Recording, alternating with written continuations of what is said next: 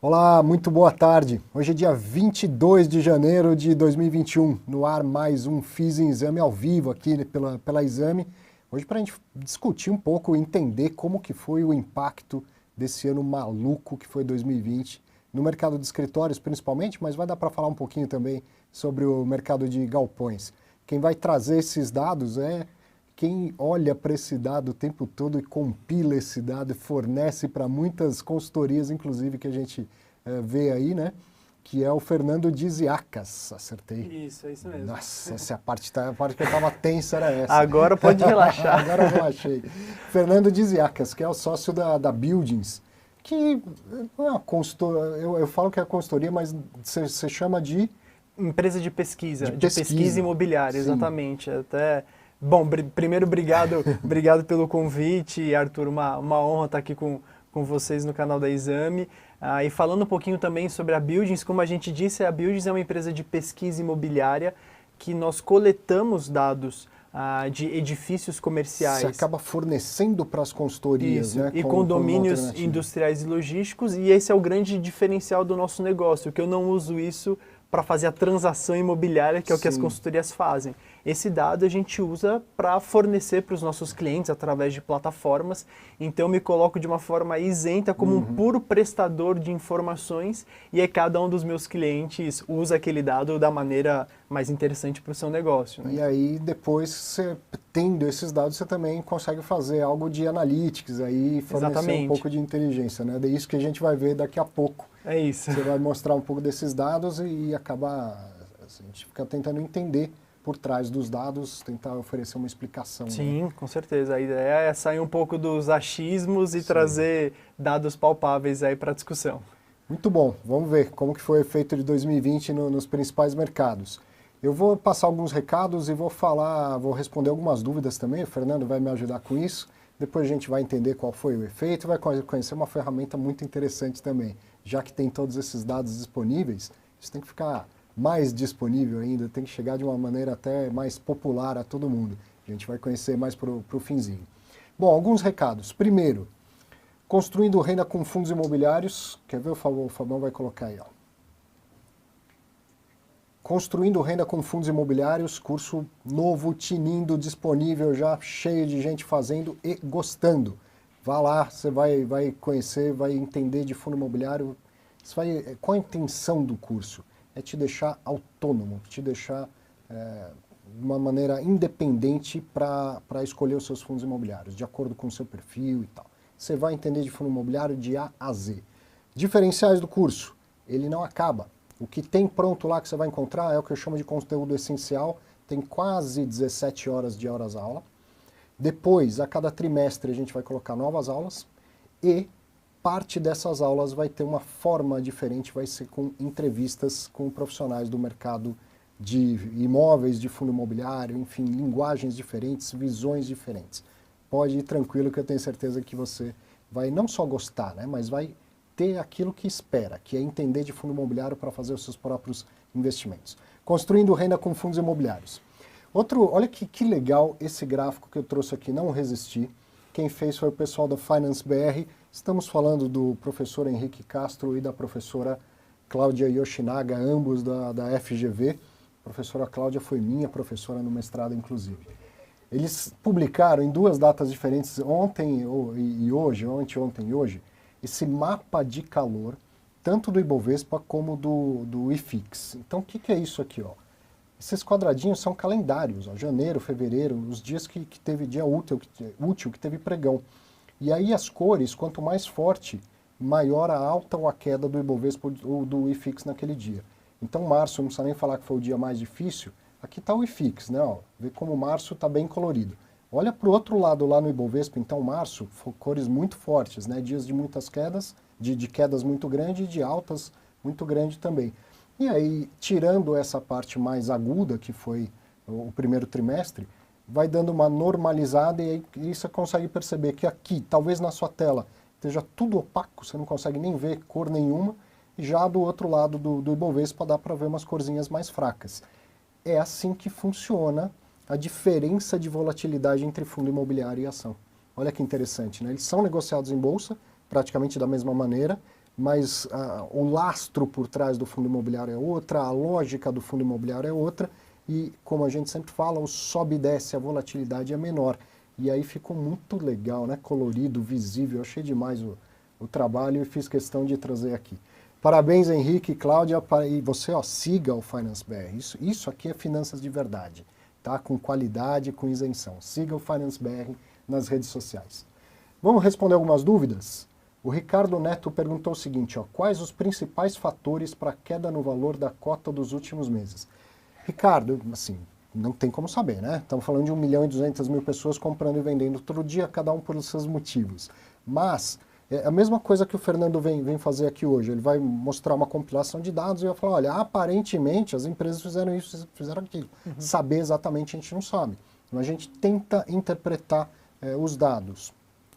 O que eu poderia te dizer com algo bem provável? Você está vendo aí a pandemia acelerando, né? Mais número de casos, mais número de mortes. São Paulo hoje anunciou volta a restrições mais pesadas em várias regiões e tal. E todo mundo lembra. Volta o gráfico lá do Finance BR. Olha o que aconteceu em março. Ó. Por que tudo isso? Justamente, em março, mais por causa da novidade, do nosso espanto em relação a tudo isso. Mas o que aconteceu no mercado de fundo imobiliário? Pô, menos aluguel, shopping fechado, menos receita. Então me parece que não é de hoje que vem crescendo, desde novembro que vem crescendo os casos de Covid no país inteiro. Eu acho que isso é algo que pode ajudar a explicar uma desvalorização, uma pequena desvalorização que aconteceu nos últimos meses, certo? E taxa de juros também, né? A expectativa de juro voltando a subir também pode explicar um pouco, segurar a cota ou até cair um pouquinho. Vamos lá, seguindo para a próxima pergunta. O Jonathan quer saber quais os critérios para se escolher um bom fundo imobiliário. Jonathan, primeiro, entender o básico, que é o seguinte, quando eu compro cota de um fundo imobiliário, eu comprei a menor parte do patrimônio do fundo imobiliário. Então, se eu compro cota na bolsa, eu comprei uma parte do patrimônio. O que eu tenho que analisar primeiro? O patrimônio. Essa é a primeira coisa que você tem que analisar. O que é que você de fato está comprando, certo? Então, aquele patrimônio te agrada, é aquilo que você queria investir, é o nível de risco que combina com o seu perfil. Depois você vai dar uma olhada, então, na gestão também, que afinal de contas não é você que vai diretamente fazer a gestão daquilo. E principalmente, então, o patrimônio e a qualidade da gestão. Depois você vai fazer a análise do tipo da liquidez, se o fundo é bem negociado, não é ou não. E aí, depois disso tudo, você vai chegar na questão do preço e da rentabilidade. Tá? Se o preço está adequado, se a rentabilidade está adequada. O que a maioria das pessoas faz, começa pelo contrário. Começa pelo preço, pela rentabilidade, e aí e muitas vezes toma a decisão de investimento só por aí. E aí não sabe o que comprou, não sabe o que investiu. Aí quando começa a cair, manda a pergunta, professor, eu comprei, por que está caindo? Você sabe o que comprou? Quando a gente sabe o que comprou, a gente sabe por que está subindo e por que está caindo. Né? Agora, quando não sabe, não tem a menor ideia mesmo. E aí vira sorte ou azar. E não é isso o investimento. Então comece olhando o patrimônio do fundo e a gestão do fundo. E aí você vai formando um portfólio com patrimônio, com fundos de patrimônio, ativos classe A, ativos classe B, vários ativos diferentes, classes de ativos diferentes, papéis, né, CRI e tal. O negócio é começar. Começa devagar, você vai pegando essa fluência. Obrigado pela pergunta. Rafael, gostaria de saber se a Exame divulga carteira recomendada de fundo imobiliário. Se sim, como poderia ter acesso e qual a frequência com que são divulgadas? Desde já agradeço muito pela atenção. Ô Rafael, essa é aquela pergunta que parece que foi combinada, que você é brother, parceiro, porque é o seguinte, a Exame Research vai lançar na semana que vem a carteira de fundos imobiliários. Não sou eu que faço, eu não sou o analista, certo? Quem vai fazer? Quem são os analistas?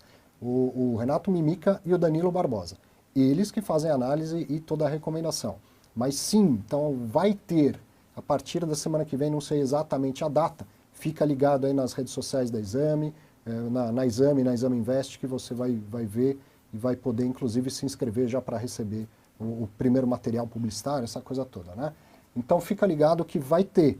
E aí todos esses detalhes eu realmente não sei de cabeça. Assim, a carteira é mensal e além da carteira recomendada vai ter um monte mais de conteúdo, tá? Mas fica ligado, segue também o Danilo Barbosa nas redes sociais, que você vai ter acesso a tudo isso. Obrigado pela pergunta. O Peterson Moreno: existem metodologias para escolher quando comprar e vender fundos de investimento imobiliário? Existem cursos gratuitos de referência no assunto? Peterson, se o que você está procurando é algo que te deu timing, qual é a melhor hora de comprar, a melhor hora de vender, existe metodologia para isso? Existe. Exatamente para fundo imobiliário? Não, assim, é o que vale. Fundo imobiliário é mais uma forma de investimento. Então, o que vale de método de finanças, existe método de finanças, se aplica também aos fundos imobiliários, certo? Se você está procurando algo que te fale time de compra e venda e tal, acho que você está mais interessado em coisas do tipo análise técnica ou coisas assim, tá? Agora, um curso para te falar se um fundo está barato ou se está caro, isso você vai encontrar, por exemplo, no Construindo Renda com Fundos Imobiliários. Agora, a hora de comprar, a hora de vender, o timing e tal, isso é outra história, seria mais algo do tipo análise gráfica. Tem curso gratuito de referência no assunto? Tem um monte de curso, alguns gratuitos. Se vai entregar isso que você está querendo exatamente, da hora certa de comprar e vender, não sei. Mas um curso gratuito que eu sou suspeito, mas posso te recomendar, é o da Ambima. Tá? Tem 3 cursos lá, Fundo Imobiliário, FIP e FDIC. Eu participo dos 3 como professor. Faça lá que você vai gostar de aprender um pouco mais sobre essas classes de ativos. Agora, por exemplo, no curso da Ambima não se fala sobre se está barato, se está caro, se é hora de comprar ou se é hora de vender. Tá? Mas procura, deve ter sim. Mais 2 perguntas, e aí antes da pergunta, olha, eu quis trazer esse histórico aqui, porque as 2 falam sobre IPCA e IGPM e o que está acontecendo, e a gente vai falar muito, né? O Fernando com certeza vai falar sobre isso. O que tem aqui? Ó? Desde 95, então 94 começa o Plano Real, a partir de 95, em azul está o IPCA e em verde está o IGPM. Por que eu trouxe isso aqui? Se olhar lá, do lado do Fernando, é o ano de 2020.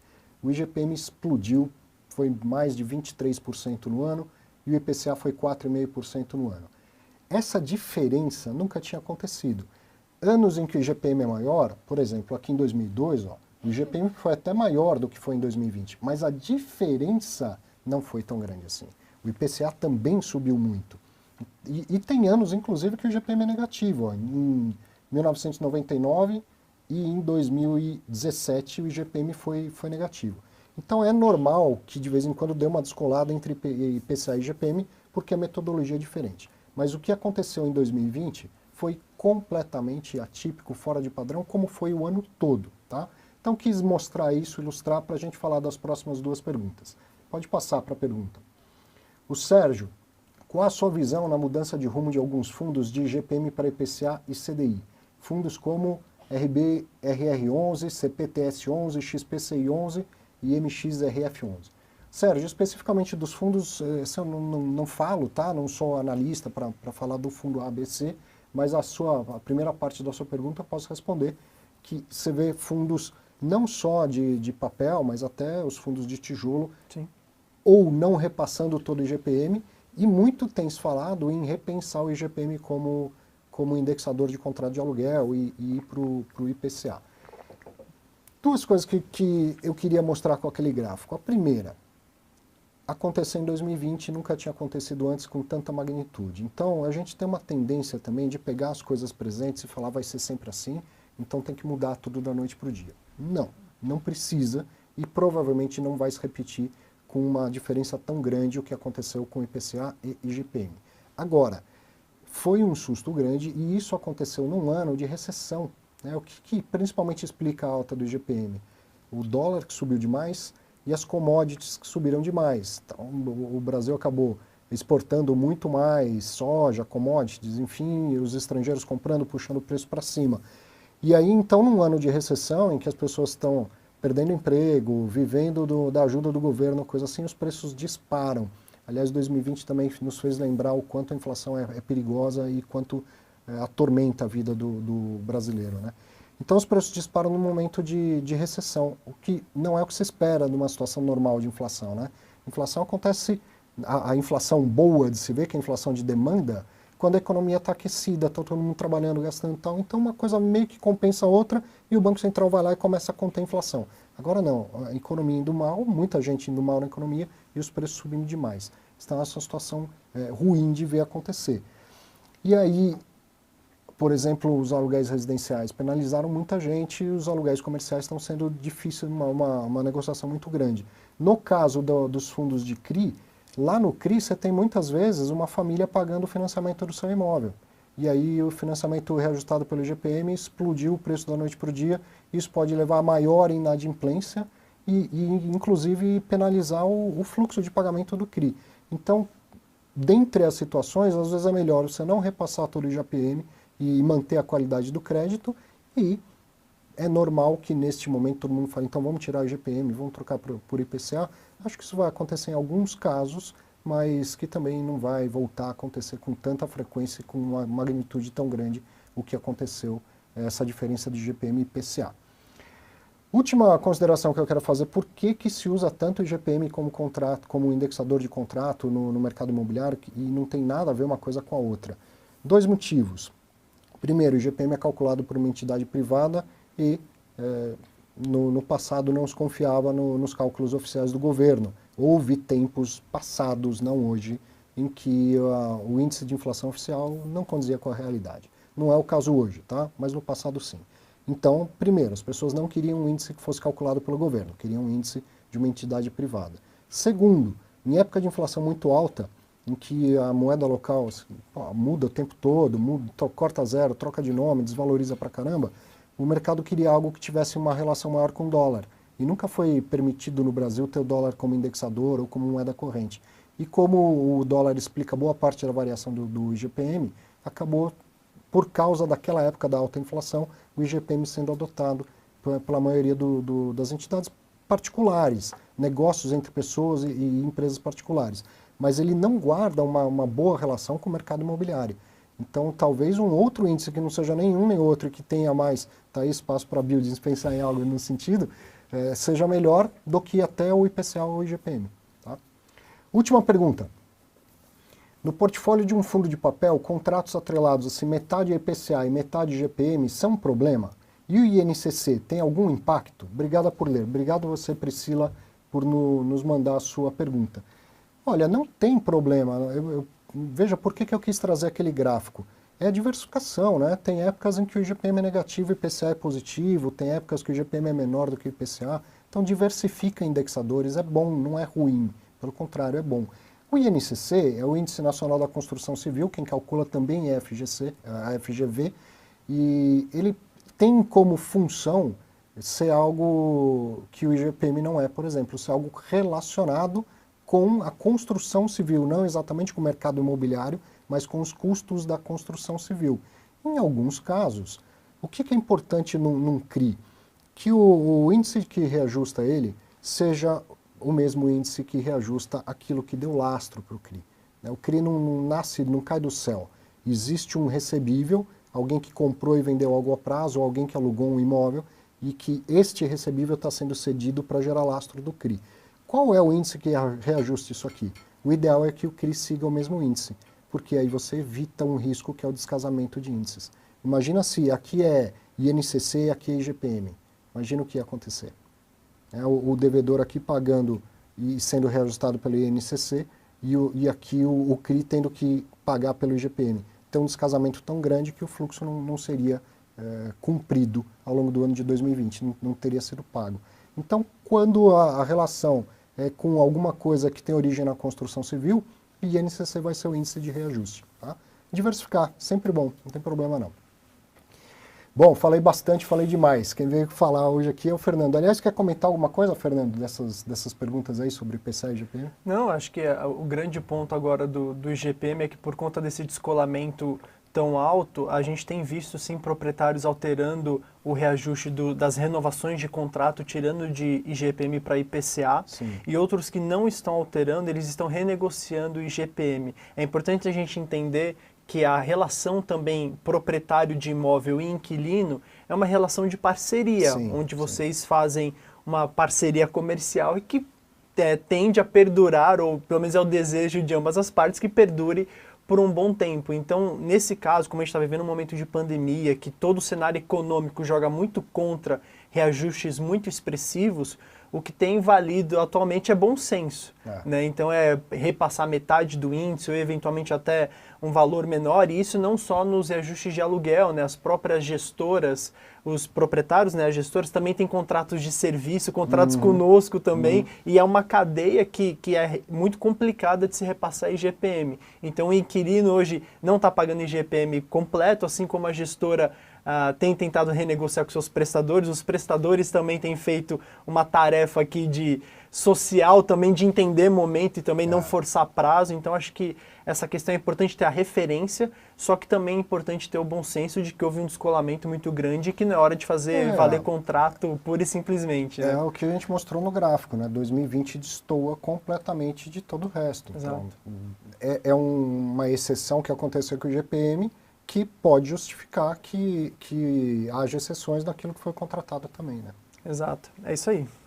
Bom, a gente falou um pouquinho da Buildings, mas agora é hora, explica um pouquinho melhor. Fala de você também. A Buildings tem quanto tempo? Assim? Dados de mercado no Brasil é um negócio relativamente recente, né? A gente sabe que lá fora tem pra caramba, mas aqui no Brasil é algo meio recente. É relativamente recente. A Buildings começou a fazer pesquisa imobiliária em 2005. E é interessante que a gente ficou de 2005 a 2007 só levantando base de dados sem nem ter CNPJ da empresa constituída ainda. Então a empresa, a data que a gente comemora é 2008, quando de fato a empresa veio ao mercado, e eu entrei em 2009. Então eu não sou sócio fundador, mas tenho aí uma jornada muito grande. Bom, eu venho outro dia para contar da minha história, mas para quem conhece, eu comecei como freelancer para fazer fotografia de prédios. Caramba! Então eu estava na faculdade, precisava de um estágio, alguma coisa assim, e aí me contrataram para muitas das fotos que estão até hoje na nossa base de dados, fui eu que tirei com uma Cybershot, quando nem existia iPhone. E aí vim trilhando a carreira lá dentro. Faculdade do quê? Eu fiz faculdade de administração de empresas, sempre gostei de fotografia como um hobby, e aí uma coisa juntou com a outra e foi bom. Aí terminei a faculdade, fui efetivado na Buildings e estou lá desde então. E falando novamente, né, sobre a Buildings, então a gente se posiciona hoje como de fato esse grande prestador de dados, né, fornecedor de dados para diversas empresas, tanto do segmento de real estate quanto não, né? Quem consome esses dados, assim, além do óbvio, certo? Uma consultoria imobiliária vai consumir os seus dados, agora cada vez mais os analistas de fundo imobiliário também. As gestoras, sim, com certeza. Quem mais que eu não estou pensando? Assim? Vamos lá. Deve ter curiosidades, assim, deve ter muito mais gente. A gente tem muito arquiteto, muitas empresas de arquitetura consumindo os nossos dados, porque precisam saber quando uma empresa está se movimentando. É um timing importante para que os arquitetos falem, bom, se tem uma empresa saindo daqui, indo para um outro edifício, eu vou oferecer meus serviços de arquitetura para tentar fazer aquela obra. Então a gente tem uma porção grande de arquitetos. A gente tem empresas como Eletromídia, que é a antiga Elemídia, que faz as telas no elevador. Por quê? Porque ela vende o público que visita aquele prédio. E quem é o público que visita aquele prédio? Os funcionários da empresa. E como que eles monitoram isso? Através da Buildings. Há anos atrás eles faziam um trabalho manual, então eles tinham uma equipe como a nossa, ligando para os prédios, fazendo contato para saber quais eram as empresas que estavam lá dentro. E quando eu cheguei lá, eu falei, eu já faço isso, vai ser muito mais barato. Em vez de você ter uma equipe gigantesca, me contrata. E bom, fez todo sentido, eles estão com a gente há vários anos. Você pediu essas curiosidades, né? Então a gente tem, por exemplo, Kimberly-Clark, que vende esses serviços de banheiro, de dispenser, de um monte de coisa. A gente já teve Kimberly-Clark como cliente, empresas que vendem tubulação para construção de condomínios logísticos. Alguns são clientes também para monitorar os projetos que estão nascendo. E certamente você não imaginava que eles teriam interesse nisso também, né? Não eram clientes óbvios. No mercado e depois você percebe que as pessoas enxergam outras utilidades. Exato, não eram clientes óbvios, e eu sou humilde em dizer que muitos deles não fui eu que fui atrás. A empresa percebeu a oportunidade, nos procurou e, bom, graças a Deus que deu certo e muitos estão conosco até hoje. Então. E, cara, em 2005 mal tinha mercado, né? Não é que não tinha dado de mercado, também mal tinha mercado, né? Eu estava falando de uma base que deve ser o quê? Hoje a base que tem na Buildings, imagino assim, o que era o mercado de São Paulo em 2005 para o que é hoje? Cresceu umas 10 vezes, sei lá. Não, o mercado de escritórios ele cresceu bastante, mas não cresceu tanto assim. Quando a gente pega os números que a gente tinha de edifícios comerciais em 2005, a gente estava falando de um universo de 2.200 prédios, hoje a gente tem 2.800. Então, assim, cresceu, mas não foi tão duplicou de tamanho, teve um crescimento importante, mas o serviço de consumir dados nasceu com a Buildings nesse início. Quem antes tinham dados? As próprias consultorias imobiliárias, que tinham uma equipe de pesquisa interna igual a nossa, Sim. e aí essa equipe de pesquisa era responsável por fornecer dados para sua própria equipe de negócios. Então, banco de dados naquela época era assim, cada um tem o seu e um sentimento de proteção, porque muito do valor da empresa estava atrelado ao banco de dados. Com o surgimento da Buildings e a nossa expansão, porque não foi fácil lá em 2010 convencer uma empresa, você tem um banco de dados, você gasta muito dinheiro fazendo isso e não é o teu core. Pensa que uma consultora imobiliária não ganha dinheiro ligando para um prédio e sabendo quais empresas estão lá dentro. Ela ganha dinheiro fazendo uma transação.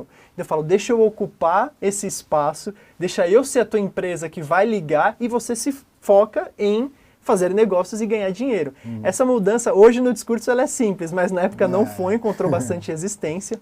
Mas hoje a gente tem as principais consultorias do Brasil, as multinacionais que atuam por aqui também, que têm toda a base de dados espelhada na nossa, né? Então é uma conquista muito grande também ao longo desses anos. E aí, como o mercado vai sempre mudando, e aí vem o mercado de fundo imobiliário, traz 1 milhão de investidores pessoa física, aí vem também uma outra possibilidade, quer dizer, um outro público, Exato. que é aquele investidor que fala, pô, mas eu também quero saber quanto que paga de aluguel o fundo que eu invisto e tal.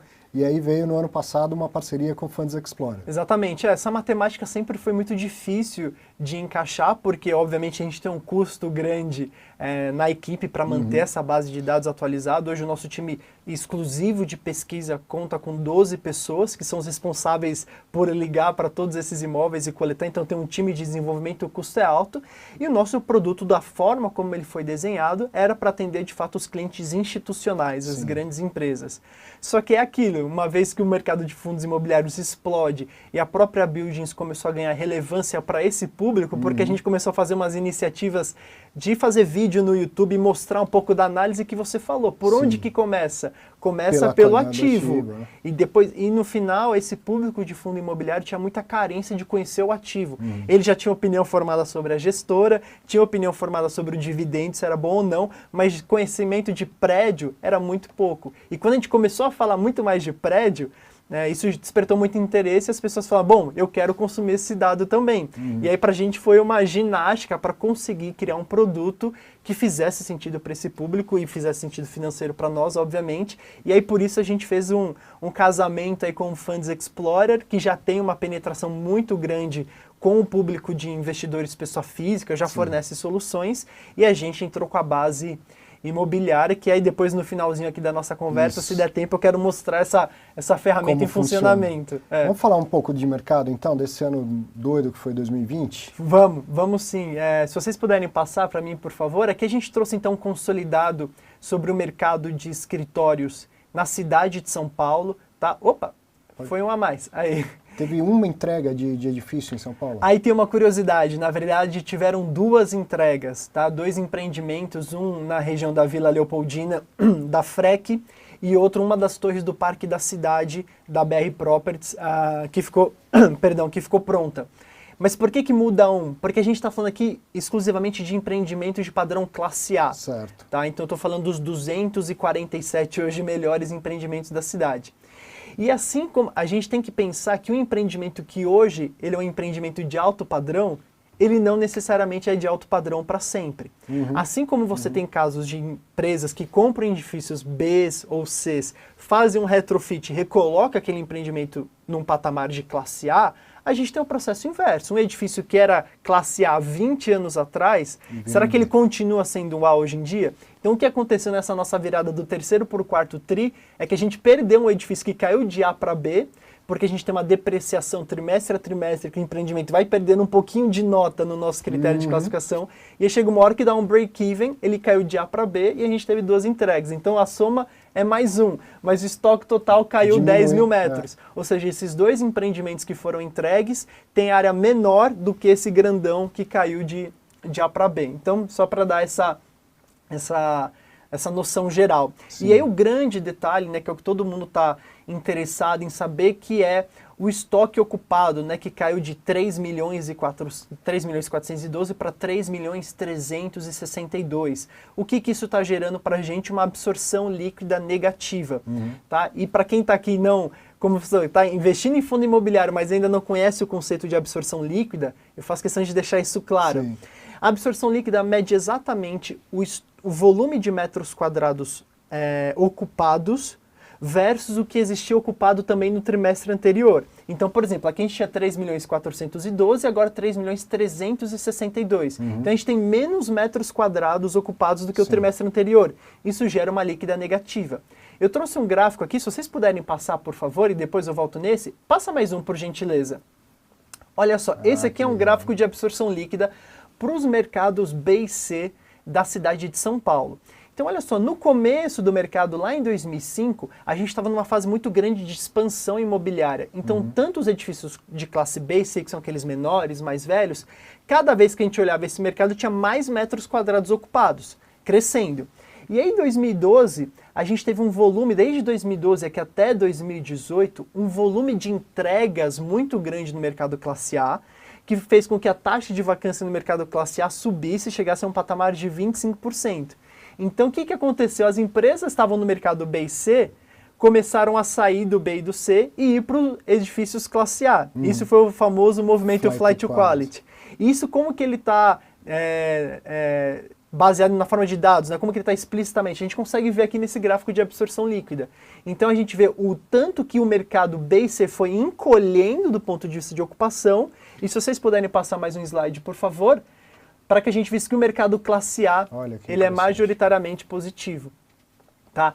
E aí qual que é o grande detalhe que a gente até estava dizendo recentemente? O mercado classe A, historicamente, nós tivemos aqui 4 trimestres, desde 2005, com absorção líquida negativa. Que, eventualmente, na hora que você faz o fechamento do trimestre, o mercado que tinha, sei lá, 4 milhões, por exemplo, de metros quadrados ocupados, caiu para 3.980, porque uma empresa saiu de um e ia entrar no outro, mas no fechamento... Mas aí você vê que era líquida negativa e depois já recuperava. Então o mercado classe A de São Paulo é um mercado que majoritariamente está sempre com mais metros quadrados ocupados, à exceção da pandemia que a gente está vivendo agora. Agora, a gente está olhando aqui dados de ocupação, isso não tem nada a ver com dado de preço. Não tem a ver com dado dado de preço. Às vezes a ocupação é justamente porque os preços caíram. Exato, né? Exato, que foi o que aconteceu no movimento Flight Quality. Por que eu gosto mais desse gráfico até do que o anterior que eu trouxe aqui, que a gente vai voltar nele daqui a pouco, que é o gráfico de vacância. Porque o gráfico de vacância tem muita influência de novos empreendimentos, certo? Sim. Se você entrega novos empreendimentos quando eles ocupado estão vagos, imediatamente. eles aumentam a vacância. Então, quando a gente olha aqui naquele gráfico que eu vou mostrar para vocês, de 2015, 16, 17, a taxa de vacância estava estourando. E qual que era a impressão que as pessoas poderiam ter? Bom, se a taxa de vacância está subindo tanto, quer dizer que as empresas estão saindo dos edifícios. Não, as empresas estão cada vez ocupando mais. Sim, só não Mas por tem que a taxa de vacância estourou? demanda suficiente para toda a oferta Exatamente, que está sendo porque a gente teve um volume de oferta. Então, se vocês puderem voltar 2 slides, por gentileza, esse aqui é o gráfico de vacância. Tá? Então, a linha azul, que é a linha mais escura, é todo o mercado B e C, que a gente vê que a taxa de vacância no B e C, ela subiu, porque nesse período a gente tinha muita devolução, certo? Porém, mesmo o mercado classe A tendo muita ocupação, a gente teve um volume de entregas muito grande de 2012 a 2017. Sim. Que aí a gente teve aqui o pico de quase 25% de vacância. E aí qual que é a diferença da linha amarela para essa linha verde aqui mais escura? Aqui a gente está falando do mercado classe A como um todo, e nessa linha mais escura eu estou falando só do mercado classe A para as regiões primárias de São Paulo. O que é isso? Chucre Zaidan, Vila Olímpia, Faria Lima, Berrini, Pinheiros e Paulista. É o coração da cidade. Então isso mostra que não é importante você ter um empreendimento de padrão classe A, porque a gente está vendo que esse mercado teve uma absorção muito grande. Só que se você está no mercado classe A bem localizado, você despenca muito mais rápido. Despenca, aqui você está falando da vacância, da taxa de ou seja, vacância, despencar é bom, né? É bom, nesse sentido é muito bom. E aí qual que é a influência de preço? Por quê? Porque preço ele se regula numa taxa de vacância por volta de 10%. Se a taxa de vacância está acima de 10%, a pressão é por redução de preços. Opa, caiu meu microfone, será que fez barulho? Um barulhinho fez, mas... Ao vivo é assim mesmo. Isso. E se a taxa de vacância está abaixo dos 10%, você já tem pressão para elevação de preços. Então, quanto mais baixa a oferta, você tem preços mais altos. E então, a gente vinha neste cenário, principalmente no CBD, né? E aí a crise... Exatamente. Quando a gente olha o primeiro trimestre de 2020, a gente estava numa taxa de vacância para o mercado classe A como um todo em 11%, 11,6%, e para as regiões primárias já 6%. Regiões como Faria Lima, a taxa de vacância estava em 2,7%. Você não tinha mais para onde crescer. Então, quando a gente olha o ano de 2020, até o primeiro trimestre, qual era a expectativa? De taxas de vacância super baixas, preços disparando, em algumas regiões principalmente, mas o mercado como um todo já tendo pressão de preço para cima. Então, esse era o momento do ciclo imobiliário, a gente vê que é uma montanha-russa. A gente já teve época de taxa de vacância alta, épocas de taxa de vacância super baixa. Zero nas principais Isso aqui, ó, regiões, super baixa em 2011, e depois muita entrega, taxa de vacância alta, agora a gente estava no ciclo de taxa de vacância baixa. E ele ia permanecer como um ciclo de taxa de vacância baixa, por quê? Porque aqui em 2012 a gente chegou a ter 1,5 milhão de metros quadrados em construção simultaneamente. Era muita entrega. Hoje nós tínhamos um total de 450 mil metros em construção apenas. Então a gente não teria um volume de entregas para subir. O que fez com que então a gente tivesse esse pico? A demanda retraiu. Exatamente, e as devoluções de escritórios, né? Se fosse até uma retração apenas da demanda, tivesse parado de alugar, mas todo mundo paradinho, a gente até quer alguma influência por conta das entregas, mas não seria tão alta. Agora, o grande ponto é que essa pandemia assustou as empresas dos escritórios fechados são custo, né? Então, acho que essa é uma primeira impressão também que a gente quer passar, e a gente tem passado para os investidores, que é, com as empresas que a gente conversa, qual é o principal motivo pelas quais elas têm devolvido os seus escritórios? É porque escritório fechado é custo. E a gente está num momento econômico que todas as empresas estão sofrendo. Então, se você tem uma opção, uma válvula de economia, vamos fazer e cortar. O segundo motivo pelo qual as empresas estão devolvendo é porque perceberam que home office de fato funciona. E funciona para algumas áreas de negócios, para algumas empresas, mas não funciona de forma geral. Então, com todas as empresas que a gente tem conversado, a grande maioria delas, pensando num futuro próximo, vai adotar um modelo híbrido, que é o que vocês têm aqui na Exame, que é o que eu tenho na Buildings, que é você manter o teu escritório, parte do teu time está no escritório, parte está em casa, e você tem a opção de trabalhar nos dois modelos. Mas são raríssimas as empresas que têm dito assim, não, a gente vai para o modelo 100% home office, vão abrir 100% mão de ter uma operação no escritório. Isso são muito poucos casos. Então, o que a gente vem dizendo, né, que o novo normal, uma vez vencida essa questão de crise de saúde, ele é mais parecido com o antigo do que com o novo que estão desenhando, todo mundo trabalhando em casa e etc. Então, acho que é também uma forma de tranquilizar o investidor de laje corporativa, que o mercado hoje está sofrendo, a taxa de vacância está em 17, subindo, mas já teve em 25. Aqui era uma crise imobiliária, puramente excesso de oferta, muita oferta. Aqui não é uma crise imobiliária, aqui é uma crise econômica de saúde. Grande diferença, exatamente, né, a grande diferença dos dois momentos que a gente está vivendo. Muito legal. E esse negócio do home office tem muito a ver com o que eu acabei de mostrar do IGPM, aquela sensação que a gente tem de pegar o que está acontecendo agora e achar que vai ser sempre assim o tempo todo. Exatamente. Então aqui a gente tem, como eu falei, então, o mercado aqui devolveu bastante, né? Aí existem duas formas de a gente olhar o finalzinho do ano. O segundo trimestre, a gente costuma dizer, o primeiro tri, vamos dar um passinho para trás. Primeiro tri, mercado normal, ocupando super bem, a absorção líquida positiva em mais de 50 mil metros, o mercado crescendo. Segundo tri, a gente teve uma líquida negativa de 18 mil metros. Foi o trimestre do, se eu não sei o que fazer, eu não vou fazer nada. Então vamos botar o pé no freio, vamos se mexer, que estava todo mundo em compasso de espera. E não só as empresas, mas todo mundo, o mundo inteiro entendendo como que seria, ou quais seriam de fato os efeitos dessa pandemia. A gente já sabia que os efeitos viriam, mas era momento de esperar. Aí aqui no terceiro trimestre, acho que o cenário já estava mais claro de que a pandemia era um negócio mais a médio e longo prazo, não ia ser resolvido num instalar de dedos, que o brasileiro é otimista, né? Aqui tinha gente falando, não, até dezembro isso já resolveu. Cara, eu vou te falar que tá gravado. Eu falei, isso aí 15 dias resolve. Pois é. 15 dias eu lembro que eu estava lá em março conversando com um gestor por telefone, e eu falei, cara, esse ano a minha expectativa é de acabar com a taxa de vacância em 16%. E estava 6 ou 7, olha ele, Não, Fernando, não, vai dar aqui um trimestre que a taxa de vacância sobe e depois já cai. Eu falei, não, mas eu também achei que ia ser uma barriguinha curta. A taxa de vacância dá uma subida, no primeiro tri já era para estar caindo. Mas não, acho que agora até brasileiro não é tão otimista assim. A gente percebeu que o impacto é maior. Então no terceiro tri a gente teve um volume de devoluções muito grande. E no quarto tri a gente continua tendo um volume de devoluções, só que ele está menor. Então existe uma expectativa que no primeiro semestre a gente ainda tenha um volume de devoluções maior do que o de ocupações, mas a depender de como as coisas caminhem para o segundo semestre, do ponto de vista de vacinação, de economia, de PIB e tudo mais, aí quem sabe a gente até já tem uma absorção líquida positiva em algum trimestre, principalmente para o mercado classe A, né? E teve aquilo que se chamou de movimento em K, né? De fato, alguns segmentos foram muito afetados para pior, e empresas sofrendo muito, mas teve segmentos que foram muito demandados e que acabaram vendendo pra caramba, tendo lucros e tal. Foi difícil para qualquer um.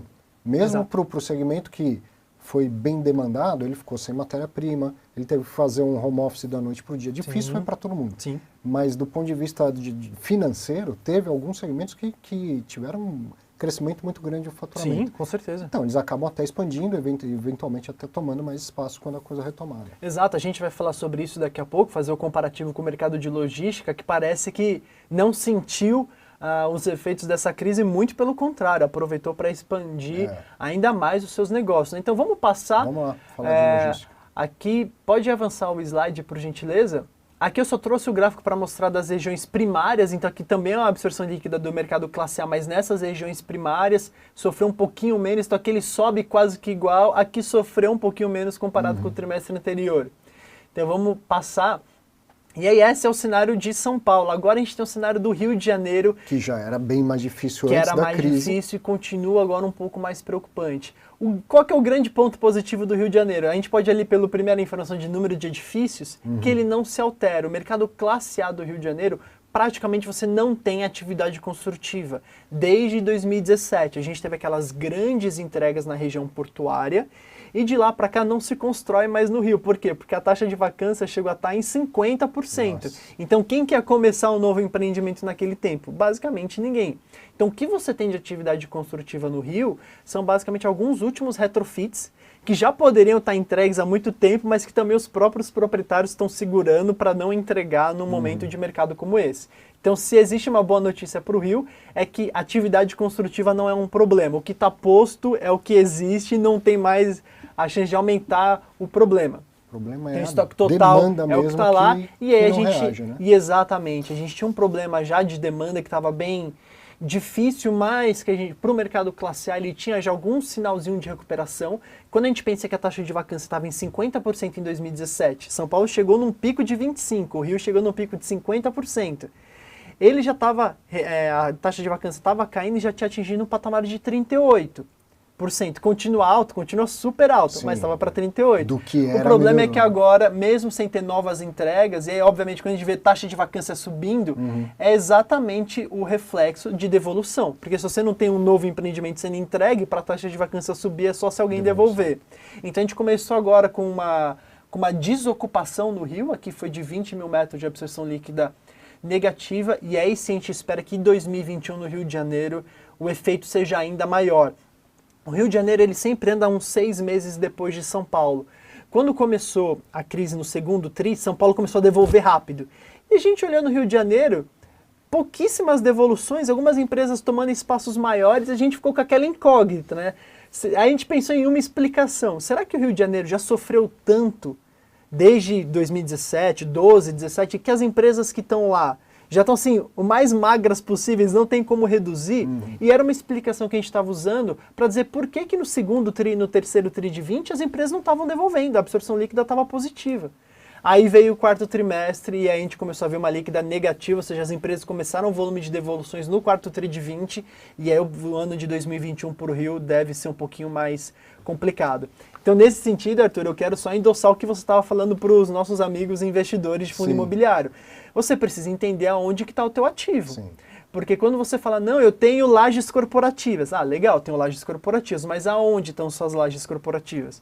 Ah, tá em São Paulo? Pô, legal, você tem um cenário que é complexo, mas você tem demanda enraizada, você tem demanda profunda. Não, eu tenho escritórios no Rio. Bom, o cenário do Rio, esse aqui é um pouquinho mais preocupante. Ah, eu tenho escritórios em Alphaville. Olha, Alphaville respira um pouco de São Paulo, mas a taxa de vacância em Alphaville, enquanto São Paulo estava 6%, Alphaville estava com 20%. Caramba. Então é um mercado que, se o inquilino decidir renegociar com o proprietário, fala, bom, ele consegue olhar para o lado, e eu consigo ir para o andar de baixo, eu consigo ir para o andar de cima, e eventualmente pagando 10%, 15% a menos. Então é difícil você ter aumento de dividendo do ponto de vista de valorização de aluguel. Sim. Então você precisa entender de fato onde está o teu ativo, né? Entender o padrão construtivo dele e também localização.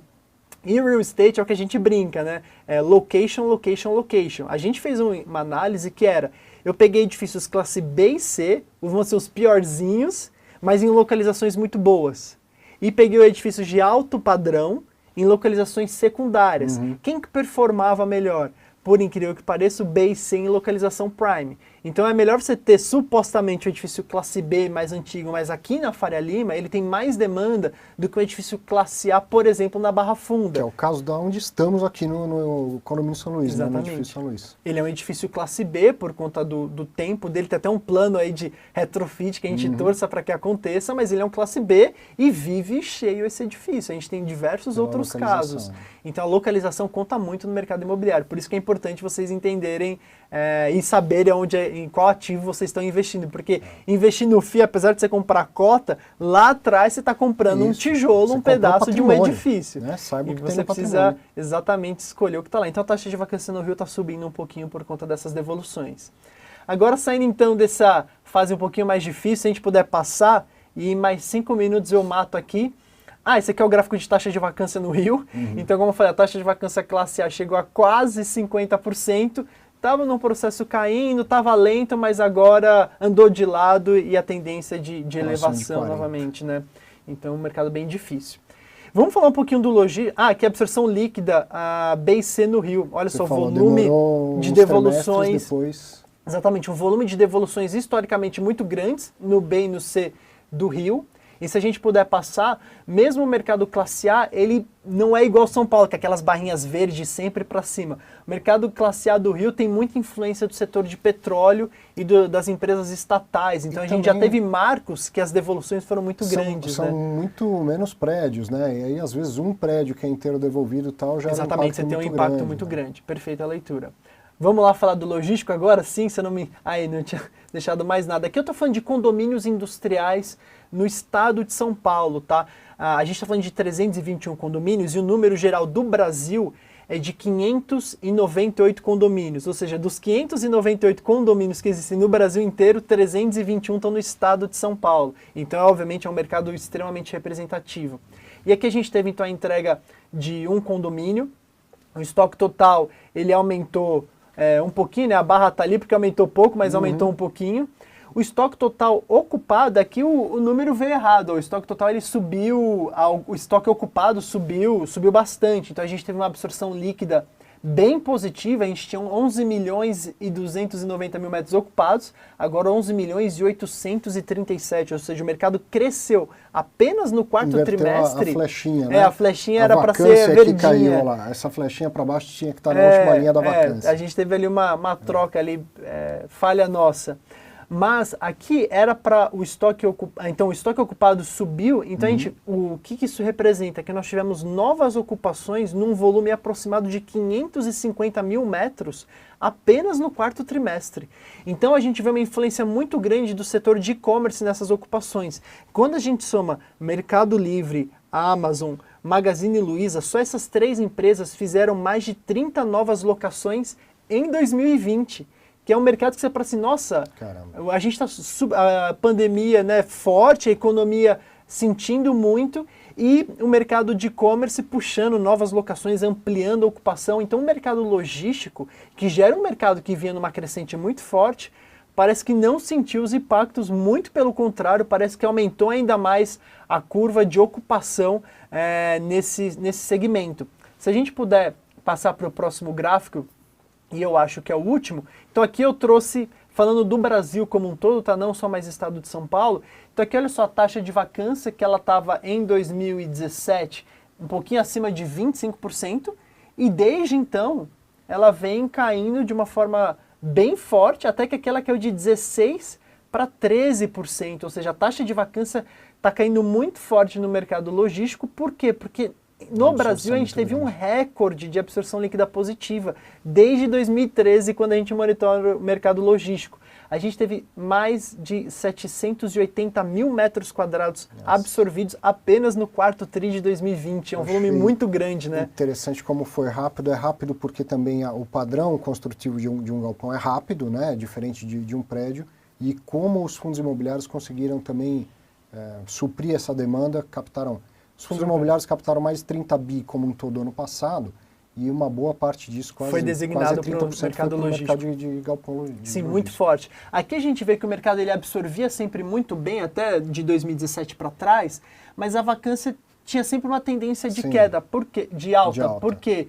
Porque se entregava mais do que absorvia. A construção de um galpão logístico, ela é consideravelmente rápida se a gente comparar com um edifício comercial. Em 6 meses ele parte do terreno para um galpão pronto. Um edifício comercial, uma vez aprovado o projeto, etc., são pelo menos uns 3 anos. Então esse volume de entregas era sempre maior do que as absorções. Uma vez que os proprietários reduziram o volume de entrega e as absorções continuaram basicamente estáveis, só as entregas que caíram, que eu não tenho esse gráfico aqui porque ia ficar muita barra, mas aí o mercado começou a despencar a taxa de vacância. Então também como é importante o proprietário que obviamente consome os meus dados entender, bom, se eu aumento muito o volume de entrega, eu estou prejudicando a própria taxa de vacância que vai refletir no meu preço no final das contas. Então os gestores entregaram com mais cautela e aí a taxa de vacância já vinha despencou. Diminuindo e aí veio um aumento de demanda muito grande. Muito grande. Então aqui a gente tem um pico bem alto no quarto trimestre. Mas devemos lembrar que novas ofertas, novos imóveis podem começar a vir. Né? Sim, vai vir uma reação do mercado do ponto de vista do construtor, do empreendedor. Daqui a pouco, vendo este gráfico, as pessoas vão começar a construir. Exatamente. Também. O número que eu estou na cabeça, porque eu conversei com a Marília da Exame ontem, para uma matéria que saiu hoje, o estoque total de condomínios no Brasil é de 24 milhões. E em construção, nós temos atualmente 2 milhões e 700 mil metros. Caramba. Ou seja, a gente tem mais de 10% do estoque existente já em construção. E em projeto, que é o terreno que pode sair um dia sim ou não, a gente tem outros 22 milhões de metros quadrados. Então é um mercado que a longo prazo ele pode facilmente duplicar de tamanho. Mas com o que a gente já tem em construção, a gente tem mais 10% de mercado para entregar. A boa notícia é que boa parte desse estoque de novos empreendimentos ele já vem pré-alocado. Então a demanda é tão grande que alguns empreendimentos que estão começando a construção, esses inquilinos já batem na porta e falam, olha, vamos fazer um contrato, vai ser meu. E aí o fundo imobiliário está de olho nisso, para comprar no comecinho e surfar uma valorização imobiliária ainda maior, né? Muito bom. Então acho que era isso que eu queria dividir um pouco com vocês, entender os efeitos da pandemia do segundo, terceiro e quarto trimestre e como que a gente chega em 2021, né? Localização, mesma coisa aí, né? Acho que tem mais um slide, inclusive, que você fala disso. Não. Mas a localização também é a mesma coisa quando se fala em uma coisa tá nos 30 quilômetros de São Paulo, outra coisa tá mais afastado. Né? O tempo aqui era mais curto, não deu para trazer todas as análises, mas quando a gente pega, por exemplo, aquela região de Jundiaí, que é Cajamar, Hortolândia, ali você tem 25% do estoque do Brasil. Tá na matéria com a Marília Almeida. Isso. Veja lá na Exame Invest a matéria que o Fernando fez. Vamos aproveitar e falar da parceria com o Funds Explorer. Então, quem está assistindo investe em fundo imobiliário, fala, putz, eu também queria ter acesso a esse tipo de dado. O que ele pode fazer? Então, aqui hoje no site do Funds Explorer, o usuário consegue entrar aqui em assinaturas e ele vai conhecer aqui o Funds Data Buildings. Ele clicando nessa página, ele vai para a landing page que mostra os planos e como que ele assina. Eu vou pular essa parte, então uma vez assinado, ele vem na área do assinante, clica aqui no Funds Data Buildings e ele vai chegar na nossa plataforma, que é isso aqui. Então aí o Funds Explorer se conecta com a base de dados da Buildings. Exatamente. Então os clientes eles estão aqui dentro do banco de dados da Buildings com algumas permissões específicas para esse serviço. Então aqui, é importante dizer que a gente fez o pareamento então, de fundos imobiliários com edifícios comerciais e galpões logísticos. Então aqui você não vai conseguir ter acesso ao dado do imóvel imobiliário, com todos os detalhes que eu vou mostrar, para hotéis, hospitais, porque não é o segmento que a gente está monitorando, a gente está falando de escritórios e logístico. Então, por exemplo, aqui eu digito BRCR11, ele me aparece aqui o BC Fund, eu dou um double click e ele vai abrir para a gente aqui um resumo do BC Fund, tá? Então, o que nós conseguimos ver? Que o BC Fund tem 338 mil metros quadrados de ABL em 22 imóveis de propriedade de escritórios, que a disponibilidade deles hoje está em 41 mil metros, que dá 12% de taxa de vacância. Então, aqui eu consigo ver cada uma das propriedades e a localização deles no mapa. Então, uma parte grande aqui em São Paulo, outra parte no Rio de Janeiro. E aí quando eu vejo, bom, 100% deles estão em escritórios. Aí eu clico, tem um gráfico de pizza. Então, pô, a gente acabou de falar que qualidade do ativo também é importante. Então, hoje 26% do estoque do BC Fund é AAA. 42% aqui Double A, ou seja, quase 75% aqui, um pouquinho menos, 70% são de edifícios de alto padrão. Tá? Aqui a gente tem os principais inquilinos do BC Fund. Legal. E aqui as últimas transações que envolveram o BC Fund. Então, por exemplo, agora que no primeiro trimestre de 2021, a gente teve uma locação, na verdade foi uma renovação do INPE, do Instituto Nacional de Propriedade Intelectual, no MV9, que é um novo empreendimento deles que veio na troca com a Brookfield. E aqui está a área, o valor nominal de quanto que ele está gerando de aluguel por mês e o valor por metro quadrado. Aqui outras transações do quarto TRI de 20, segundo TRI de 20, ou seja, tudo que envolve BC Fund, você tem esse histórico de novas locações, de compra, de venda. E de valores, né? De valores, tudo aqui. Então aqui você consegue ver o detalhe de todas as propriedades, né, do BC. Aqui não só os principais, mas todos os ocupantes. Então é importante saber quem que é a empresa que é o teu inquilino, porque a empresa no fim também é teu cliente no final, né, como proprietário, né? Então você consegue clicar em qualquer uma das empresas que vai mostrar em qual edifício ele está. E aqui o que ele tem de fato ofertado, o que está vago. Então olhar para isso aqui e falar, bom, qual é a chance que o Eldorado Business Tower tem de fazer uma nova locação, esses edifícios do CNS, porque isso aqui é a primeira fonte de aumentar dividendo do dia para a noite, ou seja, uma nova locação num espaço vago, naturalmente você vai ter um acréscimo de dividendos, pelo menos assim que se espera. Então, e para cada um desses imóveis, se você dá um double click, você acessa também uma página do imóvel. Então esse aqui é o prédio que eu falei para você, Arthur, que meu filho passou na Marginal e falou, pai, esse prédio aqui você tem lá na cartinha do teu jogo, que é o Eldorado, porque tem esse lado verde aqui. Então você consegue ver dados técnicos do Eldorado Business Tower, a localização dele no mapa. E aqui você tem um detalhe de todo o esqueleto dele hoje. Então o que é importante para o investidor saber? Hoje quando você pega o relatório gerencial, o que a gestora te informa? Da fatia do imóvel, do qual ela é proprietária. Ela não está te passando informações dos outros proprietários. E aqui você tem. Então a gente, até como uma estratégia de tornar o produto mais barato, a gente não abre quem são os outros proprietários da torre. Mas eu te informo que aqui você tem, por exemplo, alguns ocupantes que estão dentro da estrutura de FII, que aqui no meio você tem um outro proprietário que está ocupante. Então você tem o proprietário 3, o proprietário 4, você tem aqui o proprietário 1. E o que é importante saber? Que os espaços vagos são os espaços que são na estrutura do fundo imobiliário, ou seja, só o FII tem vacância no prédio. Existe o caso, por exemplo, do BRN One, que é um outro caso icônico, que você tem HGRE lá com vacância e você tem outros proprietários com vacância também. Então dentro do prédio você tem uma própria concorrência. Aqui não, só ele tem vacância. E por fim você consegue ver a história desse edifício. Então por mais que hoje o Eldorado está com 7% de vacância, no trimestre anterior estava com 3% e ele passou aqui um período pelo menos de um ano 100% vago. Então aqui a gente traz um histórico dos últimos 2 anos que você consegue ver a vacância dele e comparar com a vacância da região.